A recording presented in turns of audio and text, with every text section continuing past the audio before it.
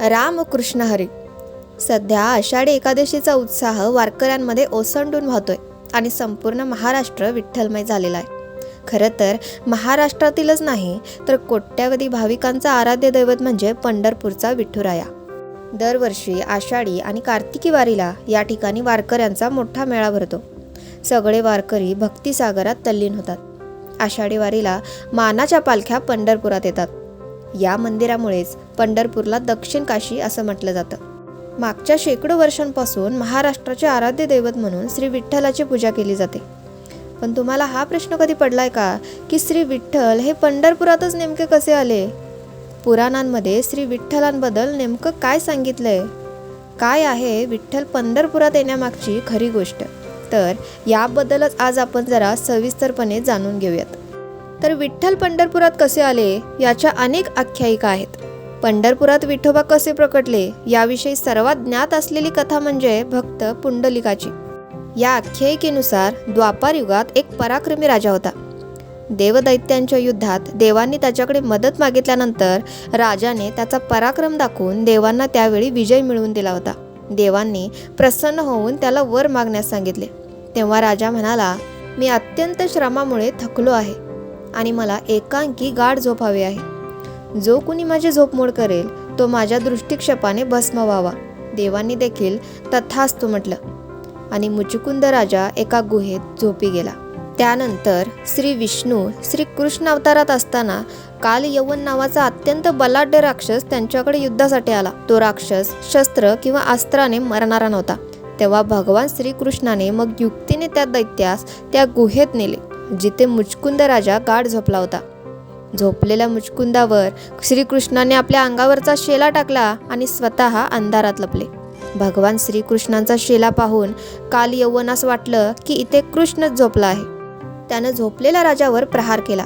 त्यामुळे मुचकुंद राजाची निद्रा भंग झाली आणि त्याने क्रोधित नजरेनं काल यवनाकडे पाहिलं. बघताक्षणी तो दैत्य जळून भस्म झाला. त्यानंतर श्रीकृष्णाने राजाला दर्शन देत सर्व प्रसंग सांगितला. तेव्हा मुचकुंद राजाने आता दृष्टीपुढे ऐसाची तूर आहे अशी प्रार्थना केली. भगवान श्रीकृष्णाने पुढील जन्मी तुझी इच्छा पूर्ण करीन असं वचन दिलं. नंतर मुचकुंद राजा कलियुगात भक्त पुंडलिकाच्या रूपाने जन्माला आले.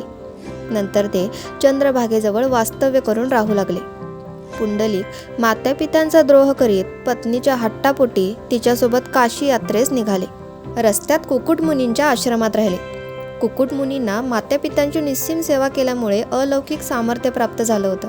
गंगा, यमुना, सरस्वती या नद्या आश्रमात त्यांची रोज सेवा करत असत.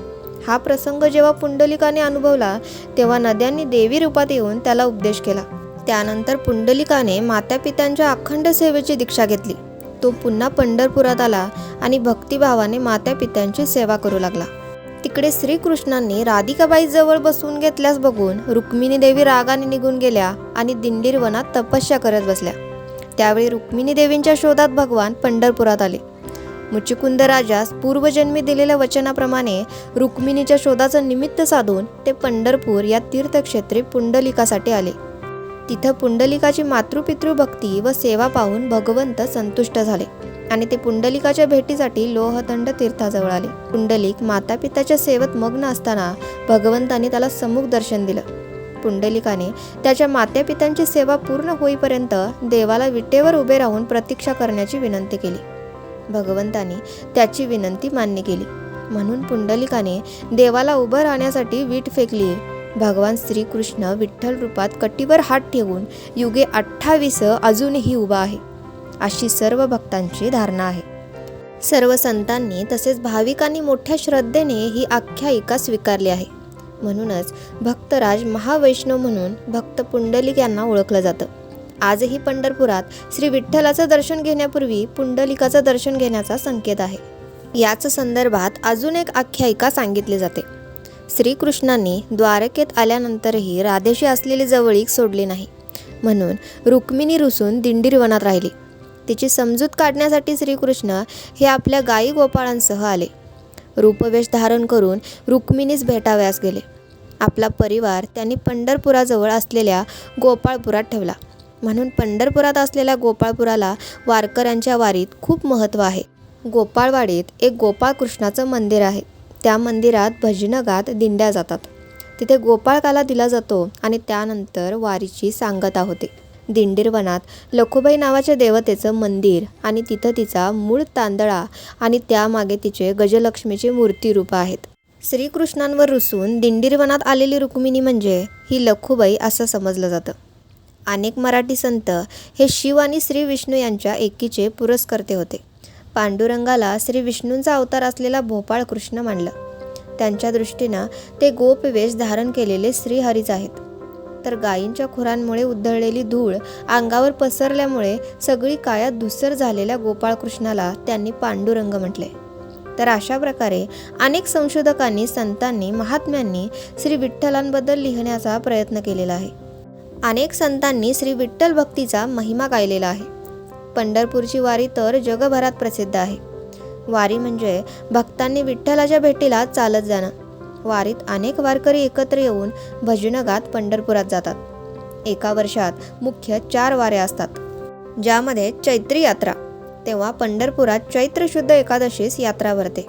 दुसरी आषाढी एकादशी, ही महायात्रा म्हणून ओळखली जाते.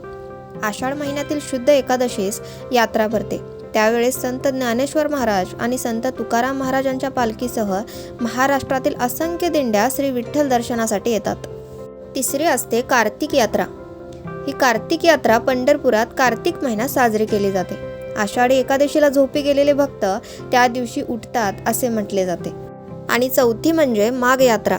ही माघ महिन्यातील शुद्ध एकादशीस भरते. तर श्री विठ्ठल हे स्वयंभू श्री कृष्ण अवतार आहेत अशी विठ्ठल भक्तांची धारणा आहे. लाखो लोकांना जगण्याचं बळ देणाऱ्या विठ्ठलांची माहिती तुम्हाला कशी वाटली आणि विठ्ठल पंढरपुरात कसे आले याबद्दल अजून काही आख्यायिका तुम्हाला माहीत असतील तर आम्हाला कमेंट बॉक्समध्ये नक्की सांगा. तसेच व्हिडिओला लाईक आणि शेअर करायला विसरू नका.